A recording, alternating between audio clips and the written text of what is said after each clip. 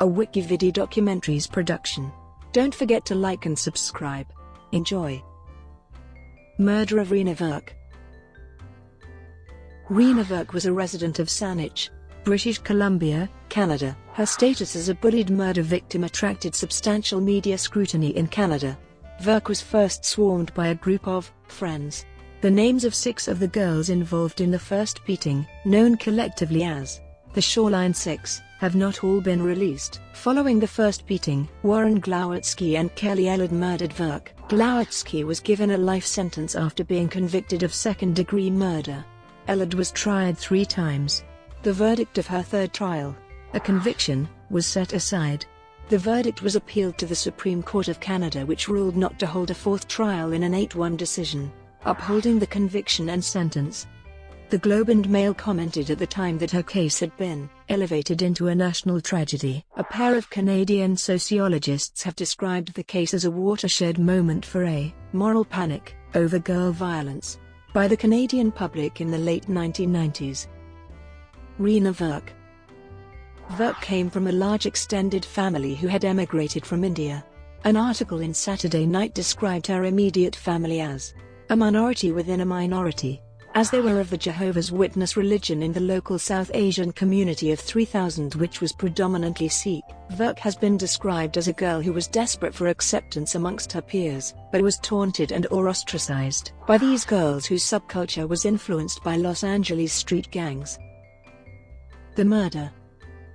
On the evening of Friday, November 14, 1997, Reena Virk was invited to a party by her friend near the Craigflower Bridge in the city of Saanich, British Columbia. While at the bridge, it is claimed that teenagers drank alcohol and smoked marijuana as Virk stood among them. Virk was presently swarmed by a group later called the Shoreline Six. Witnesses said that one of the girls stubbed out a cigarette on Virk's forehead, and that while 7 or 8 others stood by and watched, Virk was repeatedly hit, punched and kicked. She was found to have several cigarette burns on her skin, and apparently attempts were made to set her hair on fire. This first beating ended when one of the girls told the others to stop. Virk managed to walk away, but was followed by 2 members of the original group, Ellard and Glowatski. The pair dragged Virk to the other side of the bridge, made her remove her shoes and jacket, and beat her a second time. Ellard denies allegedly holding Virk's head underwater but would admit to rolling her beaten, unconscious body into the water at her day parole hearing on November 30, 2017. Despite an alleged pact amongst the people involved to not rat each other out, by the following Monday rumors of the alleged murder spread throughout Shoreline Secondary School. Reena Virk was a student at nearby Colquitt Secondary School. Several uninvolved students and teachers heard the rumors, but no one came forward to report it to the police. The rumors were confirmed 8 days later, on November 22, 1997, when police using a helicopter found Virk's partially clothed body washed ashore at the Gorge Inlet, a major waterway on Vancouver Island. The coroner ruled the death was by drowning. An autopsy later revealed that Virk had sustained significant injury, and that the head injuries were severe enough to have killed her if she had not been drowned. Virk was 14 years old. Perpetrators.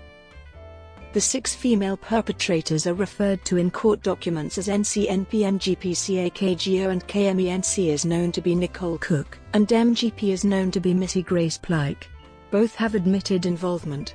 Kelly Ellard is referred to in some documents as KME. One girl in this group was found to be incapable of being kept in jail due to suicide attempts.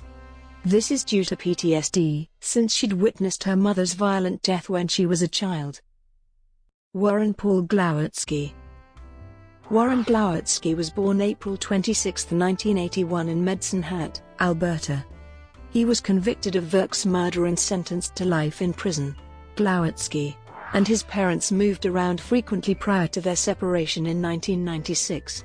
He lived in Estevan and Regina, Saskatchewan, and Castlegar, British Columbia. In 1996, Glowatski and his father moved to Nanaimo, British Columbia on Vancouver Island. By 1997, they had settled in a trailer home near the southern tip of the island in Saanich. The following year, Glowatski's father married a woman he met in Las Vegas, Nevada. Warren Glowatski decided to remain in Saanich. living alone in the trailer and supported by money sent by his father. On the night of Virk's murder, for unknown reasons, Glowatski involved himself in the fight and twice kicked the victim in the head. When the beating ended, Glowatski and Kelly Ellard followed Virk. According to Glowatski, Ellard smashed Virk's face into a tree, knocking her out. With Glowatski's help, Ellard dragged Virk into the water, where Ellard drowned her. In June 1999, Glowatski was convicted of second-degree murder and given a life sentence. Because he was 16 at the time of the murder, he was eligible for parole after serving 7 years. In November 2004, he was denied his first chance at day parole. The Virks did not contest the parole, because Glowatski expressed remorse and responsibility for his part of the murder. In July 2006, he was granted unescorted temporary absences from jail. By December 2006, Glowatski was eligible to apply for day parole again, which he was granted in June 2007.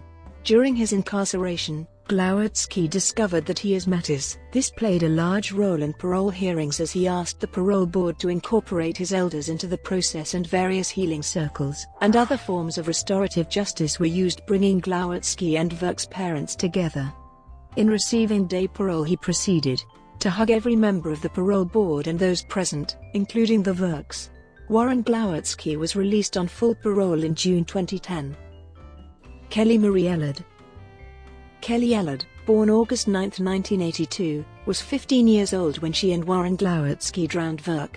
Ellard has stood trial 3 times for the murder and been convicted twice. On June 12, 2009, The Globe and Mail reported that the Supreme Court of Canada had overturned the judicial ruling of the BC Court of Appeals in an 8-1 ruling. Ellard's third trial was judged to be fairly executed. Evidence was cited in the book about the case regarding Ellard's sociopathy and violence in middle school. The reason for the absence of her birth father in her life is never revealed. Ellard was initially convicted in March 2000 for second-degree murder in Virk's death. In February 2003, this conviction was overturned, and a new trial was ordered. The second trial ended in a mistrial in July 2004. A third trial was ordered, and Ellard was convicted again of second-degree murder in April 2005 and given an automatic life sentence with no parole eligibility. For 7 years, the Supreme Court ruled that her conviction stands, because the error by the original trial judge was harmless. Nicole Cook. Nicole Cook, born 1983, lived in a group home at the time. On MSNBC's documentary Bloodlust Under the Bridge, Cook spoke about how she took a lit cigarette and put it out on Reena Virk's face, initiating the mayhem that followed. Cook further explained how she repeatedly punched and kicked Virk as she was being pummeled by the other assailants. At the end of the MSNBC interview, Cook then lambasted the accusation that she had anything to do with Virk's actual murder, because Ellard was the participant charged for the murder. Veteran Dateline reporter Keith Morrison then asked, "Would the murder have ever happened if you hadn't started the fight by burning her face with your cigarette?" And Cook replied, "I don't know, maybe." Cook also returned to the crime scene the day after the killing, accompanied by Plyke, and retrieved Reena's shoes and sweater. They took these items back to their group home, and forced another, younger resident named Stephanie to hide them in her closet. They also forced this same younger girl to make phone calls to Saanich Virk, Reena's mother, while the search for Reena was still active. Possible motives. The best-selling book about the case, Under the Bridge by Rebecca Godfrey, details some of the motives that may have led to Virk's death. 2 of the girls convicted in the initial beating allege that Virk stole a phone book from Nicole Cook and started calling Cook's friends and spreading rumors about her. Cook stubbed out a cigarette on Virk's forehead during the attack. Another girl, MGP, was allegedly angry with Virk for stealing her boyfriend. Virk once lived with the 2 girls in a youth group home. It is suggested she may have done those things in order to assert herself as tough. The book also reveals that Virk was initially considered a runaway when her mother first reported her missing to the Saanich Police Department, the police agency in which the Virks resided. The book, Under the Bridge, incorrectly documented the missing persons report as being made to the Royal Canadian Mounted Police. 2 Russian sisters, who lived in the youth group home, were prompted to call the police upon hearing that Virk was most likely dead. The case in popular culture. The murder case has been the subject of an award-winning and best-selling book, Under the Bridge: The True Story of the Murder of Reena Virk, by Rebecca Godfrey, which is currently being developed into a feature film, and partly inspired a monologue play, The Shape of a Girl, by Joan MacLeod, and The Beckoners by Carrie Mack.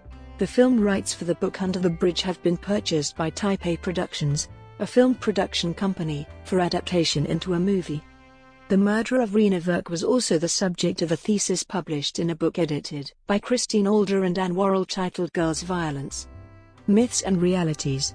The author of the thesis, Racism, Girl Violence, and the Murder of Reena Virk, Sheila Bhattacharya, discusses the murder of Reena Virk from feminist perspective and looks at why the argument from media and police that the murder was not racially motivated may not have been entirely accurate. Bhattacharya also argues that the narrative of girl violence which academics, policymakers and journalists have asserted is evidenced by Virk's murder, obscures other investigations and explanations surrounding this murder.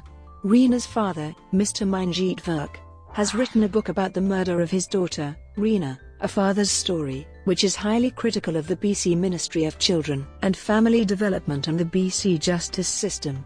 Reena was murdered under the voluntary care of the ministry, yet no apology was given or responsibility taken. In December 2010 and 2012, students from Walkerville High School in Windsor, Ontario performed a play based on the death of Reena Virk for members of the community, as well as the Virk parents.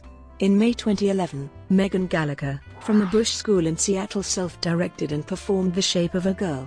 In 2015, Soraya Pirbay published a series of poems dedicated to the murder of Reena Virk entitled Tell, Poems for a Girlhood.